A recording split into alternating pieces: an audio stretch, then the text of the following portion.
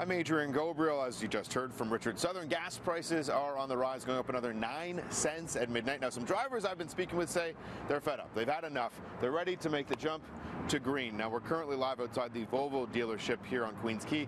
They might need a few more of these charging stations in the years ahead. By 2019, they've made a vow to only sell new hybrids and electric vehicles. Now, overseas in Britain, they've taken an even stronger stance. By 2040, they're only going to allow for the new sale of vehicles which are electric. So could that fly here at home? That's the question we've been floating today. Is it something feasible for here in Canada? Oh, I think it really is. Yeah, I think we need to look at a whole range of alternatives, and one of the big ones is more electric vehicles.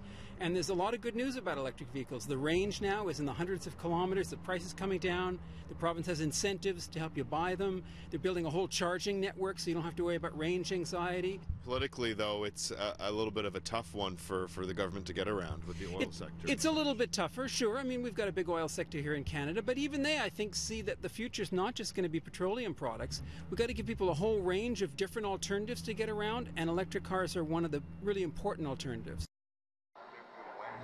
In Britain, they only have about 90,000 electric cars on the road, though it's predicted that that number could balloon to 20 million by 2040. Now, according to General Motors here in Canada, electric cars still make up only about 1% of the market. And for the government to take any progressive, greener steps forward, they say education is key. The technology wanted by consumers. So, when it comes to adoption of electric vehicles, it's really about education of consumers. And I think right now there's a lot of, maybe customers out there that are maybe skeptical of electric vehicles. So I think the onus is on everybody, not just the manufacturers, but, governments and other, municipalities and everyone involved, educating consumers about electric vehicles. And that's really the piece that's going to kind of lead to adoption. Old cars like this really could be dinosaurs in the very near future. The government of Canada telling City News by the beginning of 2018 they're going to have a national zero emissions for vehicles strategy released.